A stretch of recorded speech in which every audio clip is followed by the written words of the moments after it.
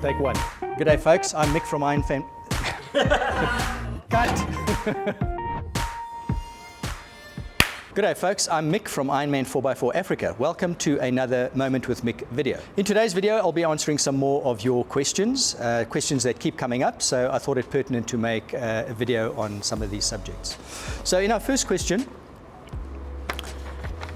this viewer asks, which is the better base truck for overlanding? Is it the Hilux 2.8 dual cab automatic 4x4 or the Landcruiser 79 series dual cab automatic, now also in 2.8 litre diesel pickup? Very relevant question nowadays, as the Landcruiser is now available in a 2.8 litre 4-cylinder turbo diesel engine with automatic gearbox for the first time in the history of the 70 series. Previous to this, we had the big 4.5 litre V8 turbo diesel, we had the 4 litre V6 petrol, and a very, very old straight 6 non-turbo diesel engine, which was an absolute stalwart, but not very strong, guzzled diesel, but never died. So these vehicles are quite different from each other, even though they are both dual cabs and they're both pickups. The Hilux is part of a family of vehicles in Toyota called the IMV, or the Innovative International Multi-Purpose Vehicle Platform. Toyota have this platform and they develop a number of different vehicles where they share a lot of componentry, and the function of that is to bring the development costs of individual vehicles down. So you have the Hilux, the Hi-Ace, the Fortuner, and the Innova vehicle are based on those platforms. Ladder frame chassis, light commercial type vehicles. The Landcruiser 79 series is based on a platform that's been around for 60 plus years. It is a very heavy duty type truck, mostly used in industrial, agricultural, mining, and military applications. A very tough vehicle, and certainly not as luxurious as the Hilux is. However, both of these vehicles do very well with overlanding, and it is certainly the two vehicles that we get most in our workshop to kit out for customers to go overlanding with. The reason for this is arguably the fact that they are both Toyotas, which means that they're known for their reliability, resale value, and just never die character. Now, I've personally owned both of these vehicles. However, on the 79 series Landcruiser, I had the 76 series wagon, which is very close. It had a bit more space in the back and it wasn't a pickup, but same platform, same motor, same behavior when overlanding. And it was just a fantastic vehicle to own and to drive. However, in November of last year, I had to change company vehicles and I now drive a dual cab Hilux.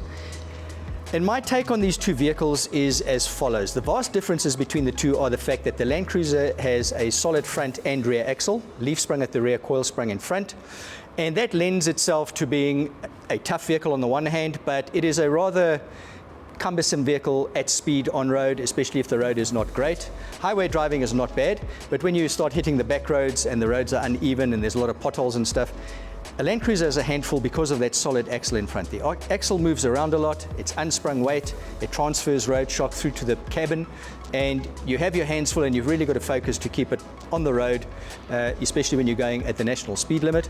But the vehicle offers a commanding view of the road, you sit quite high up in the vehicle.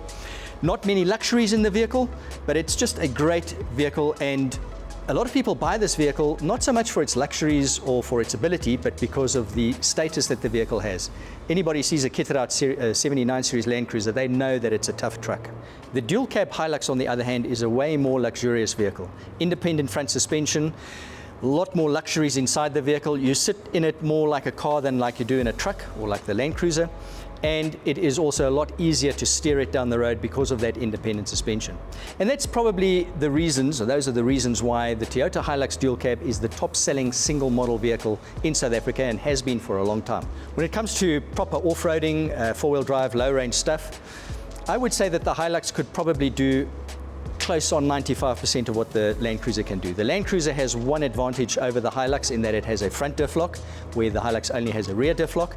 Suspension travel-wise, there's not much to pick between them, and with modern electronic traction control aids, lifting wheels up through obstacles and over rough terrain is not as much of an issue as it used to be back in the day without those electronic aids. It really boils down to what you're looking for in an overlanding vehicle. If you're going to be doing northern Botswana, there's a long tar road to travel to get there, and it's way better to do it in the Hilux than it is in the Landcruiser, but once you get there, both vehicles are very closely matched.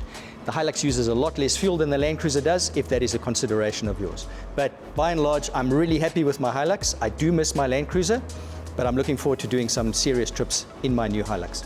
Folks, we'd like to hear from you. If you own any of these two vehicles and you do any overlanding and you'd like to share your comments with us, by all means, jump onto our channel, comment below the video. We'd really appreciate it. If you have any questions that need answering, pop them down there and we'll certainly get around to them. Please hit the subscribe button and the notification bell and you will be notified when we post some more of these videos. Until next time, stay safe.